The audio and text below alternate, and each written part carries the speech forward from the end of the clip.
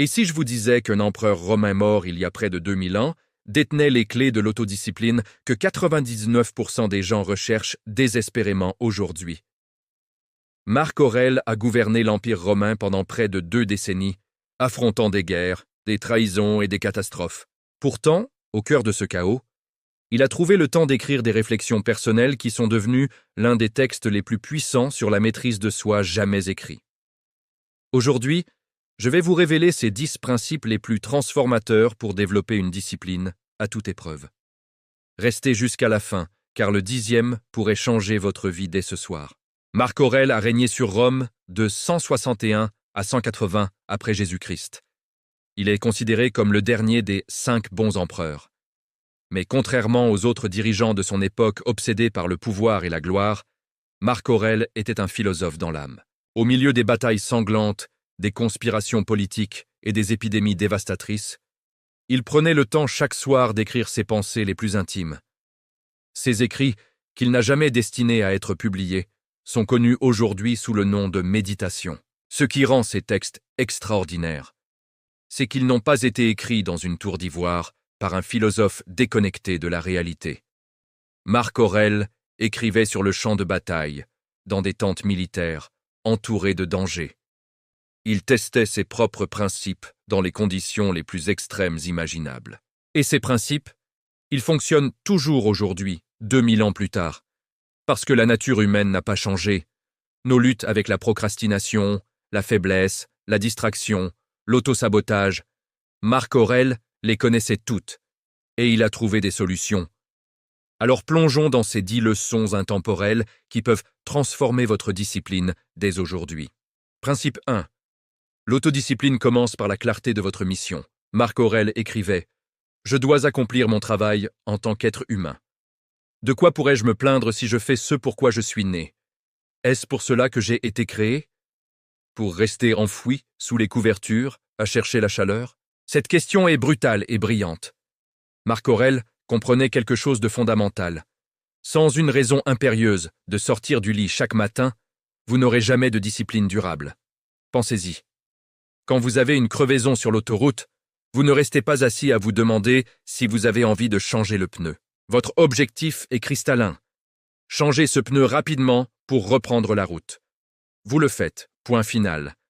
Peu importe que vous soyez fatigué, qu'il pleuve, ou que vous portiez vos vêtements préférés. Pourquoi?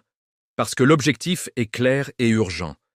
La plupart des gens manquent de discipline, non pas parce qu'ils sont faibles, mais parce qu'ils n'ont jamais clarifié leur mission de vie. Ils dérivent. Ils se réveillent, sans savoir vraiment pourquoi ils font ce qu'ils font. Voici votre première action concrète. Si vous voulez devenir écrivain, écrivez tous les jours. Si vous voulez devenir artiste, créez tous les jours. Ne cherchez pas la motivation parfaite. Ne lisez pas 10 livres supplémentaires sur comment commencer. Commencez tout simplement. Votre objectif vous donnera cette impulsion intérieure, cette force qui vous propulse en avant, même quand tout le reste vous tire vers l'arrière. L'autodiscipline, c'est trouver des raisons impérieuses de faire quelque chose, puis s'engager totalement à mener cette mission à son terme. Principe 2. Ne comptez que sur vous-même. Marc Aurèle nous rappelle « Transforme ton désir en pierre, apaise tes appétits, garde ton esprit centré sur lui-même. » Une fois que vous avez identifié votre mission, il est temps de construire un plan d'action concret pour l'atteindre. Mais attention, ce plan ne doit dépendre que de vous. Pas de la météo, pas de votre humeur, pas des encouragements des autres. Vous devez vous engager non seulement à atteindre vos grands objectifs, mais aussi à accomplir toutes les petites actions quotidiennes qui vous y mèneront. C'est ça, la vraie autodiscipline, la capacité de vous forcer à agir, à faire ce qui doit être fait, quel que soit votre état physique, mental ou émotionnel du moment. Tout ce que vous voulez dans votre vie, tout ce que vous désirez avoir, être ou accomplir, dépend de votre capacité à prendre les mesures nécessaires, que vous en ayez envie ou non. Commencez par élaborer un plan d'action efficace avec une date limite claire. Ce plan doit être construit sur des mini-étapes qui décomposent votre objectif en morceaux digestes. Ces mini-étapes vous permettent de travailler vers votre résultat souhaité par petits blocs de temps gérables. Cette tactique vous met aux commandes. Elle vous donne un sentiment de contrôle sur vos tâches et vos projets. Et surtout, Elle vous protège contre l'ennemi numéro 1 de la discipline, le sentiment d'être submergé. Parce que quand vous êtes submergé, vous procrastinez. Quand vous procrastinez, vous stagnez. Et là où règne la stagnation, l'autodiscipline ne peut exister. Principe 3. Agissez tous les jours sans exception. Marc Aurèle disait « Tu dois construire ta vie action par action et être satisfait si chacune atteint son but dans la mesure du possible. Personne ne peut t'empêcher de faire cela. » Voici la vérité brutale. Même après avoir défini un objectif clair et établi un plan solide, 95% des gens échouent à atteindre leur but. Pourquoi? Parce qu'ils ne sont pas constants. La constance bat le talent. La constance bat la motivation. La constance bat l'inspiration. Chaque fois, vous devez être actif tous les jours. Vous devez vous présenter, encore et encore. Le simple fait de vous immerger dans votre pratique quotidienne fait des merveilles pour votre endurance mentale, votre concentration et votre acceptation du processus ardu nécessaire pour accomplir quelque chose de grand. Vous devez consacrer d'innombrables heures de travail avant de récolter les fruits. Il n'y a pas de raccourci. L'autodiscipline n'est rien d'autre que l'habitude de la constance. La motivation de faire quelque chose encore et encore jusqu'à ce que vous le fassiez en pilote automatique et que vous commenciez à voir des résultats tangibles. Écoutez-moi bien. Même si vous échouez une fois, par exemple, si vous sautez votre séance d'entraînement alors que vous savez que vous auriez dû y aller, cela ne définit pas votre caractère. C'est votre capacité à vous relever le lendemain qui fait de vous une personne disciplinée et forte. Un mauvais jour ne doit pas se transformer en mauvaise semaine. Une mauvaise semaine ne doit pas devenir un mauvais mois. Chaque matin est une nouvelle vie. Dès que vous ouvrez les yeux, concentrez-vous sur ce qui se trouve devant vous. La vie elle-même est votre mission. Principe 4. Pratiquez l'inconfort volontaire. Marc Aurèle nous enseigne, nous devrions nous discipliner dans les petites choses, puis progresser vers des choses de plus grande valeur. Si tu as mal à la tête, entraîne-toi à ne pas te plaindre. Et je ne dis pas que tu ne peux pas te plaindre, mais ne te plains pas de tout ton être. L'inconfort volontaire est l'une des méthodes les plus puissantes pour développer l'autodiscipline. Le principe est simple.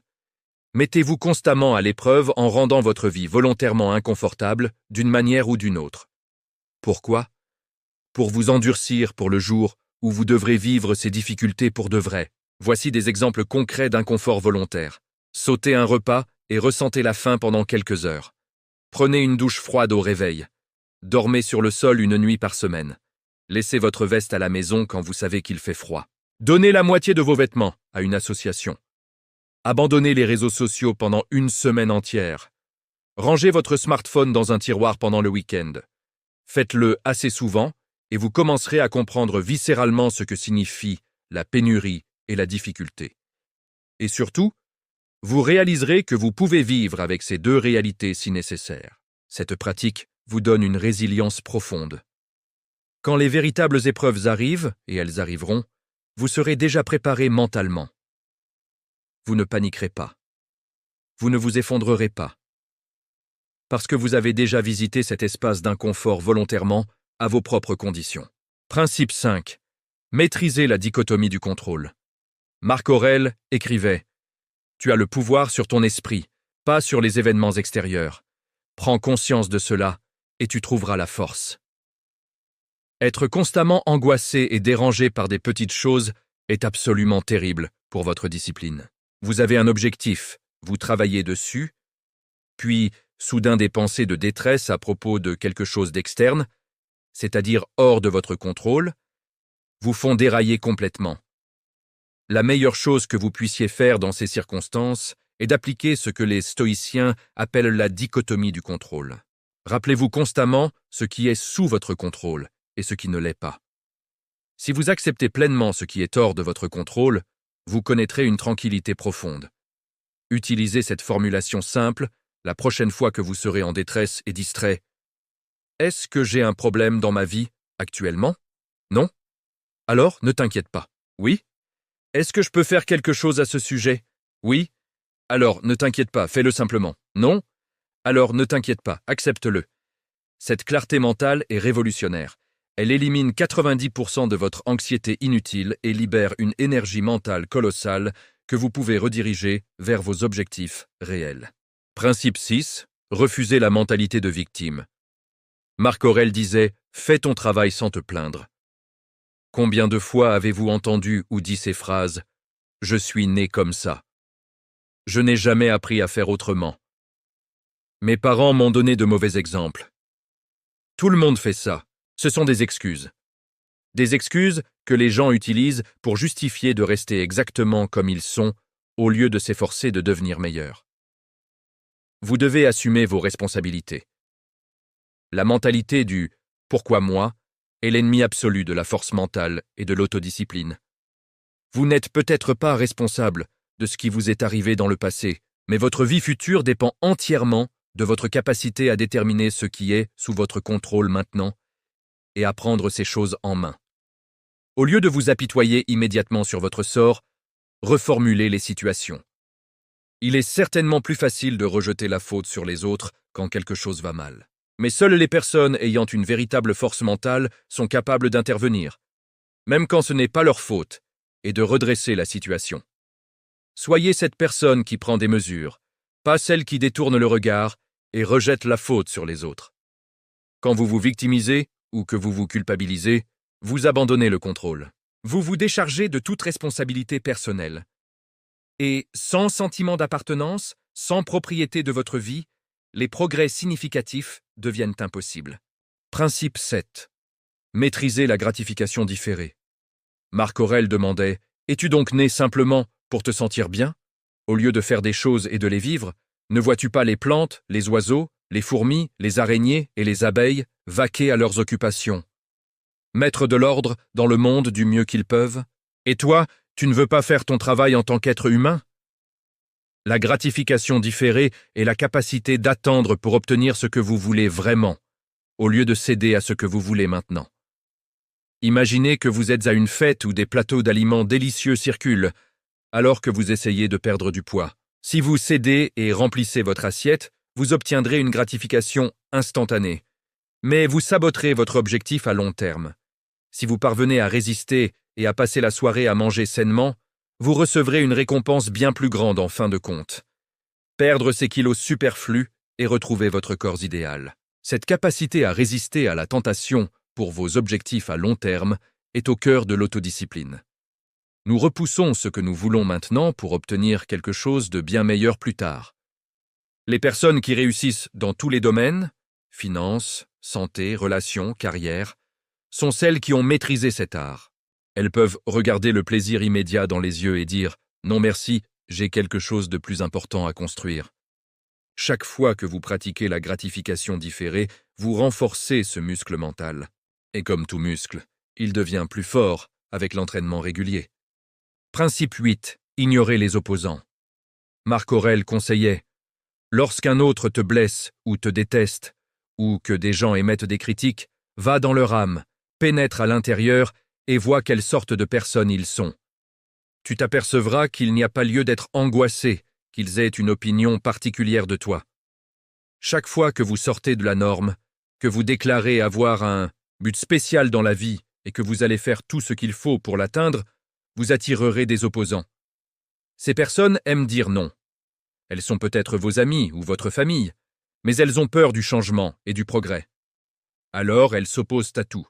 Et leurs opinions négatives sont toxiques pour votre autodiscipline. Vous devez réaliser que permettre à l'opinion de quelqu'un que vous ne connaissez pas ou que vous ne respectez pas de vous contrarier est aussi stupide que de s'inquiéter de la météo. C'est un gaspillage total d'énergie. Leur voix ne mérite pas d'être entendue. Ne confiez pas votre tranquillité d'esprit à des personnes extérieures qui peuvent la perturber à leur guise. Recherchez activement les retours honnêtes de personnes que vous respectez profondément.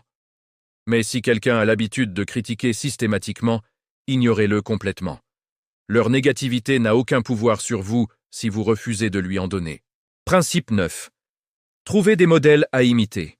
Marc Aurèle écrivait « Il sera même utile de fréquenter des hommes de bonne réputation afin de modeler ta vie sur la leur, que tu choisisses quelqu'un de vivant ou du passé.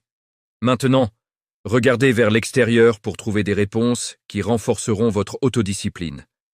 Identifiez des modèles à suivre. Vos modèles peuvent être vos amis, votre famille, vos collègues, qui ont déjà atteint l'objectif que vous vous êtes fixé. Posez-vous la question. Qui fait cela en ce moment? Qui atteint cet objectif avec succès? Qui a maîtrisé cette habitude? Qui possède l'autodiscipline nécessaire dans ce domaine? Prenez le temps de demander à ces personnes comment elles se sont disciplinées. Demandez-leur comment elles ont mené à bien des actions spécifiques qui leur ont permis d'atteindre leurs résultats. Ensuite, utilisez leur expérience comme guide pour vous aider à vous discipliner tout au long de votre propre parcours. Vous n'avez pas besoin de réinventer la roue. Modelez simplement ce qui fonctionne déjà. Principe 10. Examinez honnêtement votre journée chaque soir. Marc Aurèle écrivait « Voici les caractéristiques de l'âme rationnelle, conscience de soi, examen de soi et détermination personnelle. L'une des meilleures façons de devenir plus discipliné est de vous examiner minutieusement chaque soir pour identifier vos points faibles. Soyez brutalement honnête avec vous-même. Pratiquez régulièrement une rétrospection en soirée vous permettra de devenir plus conscient de vous-même à chaque étape de votre journée. Posez-vous ces questions puissantes. Qu'ai-je fait de bien aujourd'hui? Où ma discipline a-t-elle été mise à l'épreuve? Où ai-je bien réagi? Qu'ai-je fait de mal? Pourquoi cela s'est-il produit? Comment puis-je m'améliorer demain? Mais ne vous contentez pas de vous critiquer. Comme le philosophe Sénèque le recommandait, pardonnez-vous. Ayez un peu d'autocompassion. Des études montrent que c'est le fait de se pardonner, et non de s'en vouloir, qui vous empêche de continuer à procrastiner. Pensez aussi à ce que vous avez accompli de bien, afin de pouvoir le répéter demain. Soyez reconnaissant pour ce qui s'est bien passé aujourd'hui. Cette pratique quotidienne de réflexion est l'outil le plus puissant pour forger une discipline indestructible. Parce qu'elle vous transforme en observateur conscient de votre propre vie, capable d'ajuster votre trajectoire chaque jour. Voilà les 10 principes de Marc Aurèle pour développer une autodiscipline à toute épreuve. Ces leçons ont traversé 2000 ans parce qu'elles touchent à des vérités fondamentales sur la nature humaine. Si vous avez aimé cette vidéo, cliquez sur le bouton j'aime et abonnez-vous à Réussir Profère. Chaque semaine, nous partageons des stratégies concrètes pour vous aider à devenir la meilleure version de vous-même. Maintenant, allez appliquer ces principes. Commencez dès aujourd'hui. Parce que la connaissance sans action n'est rien. À très bientôt pour une nouvelle vidéo qui transformera votre vie.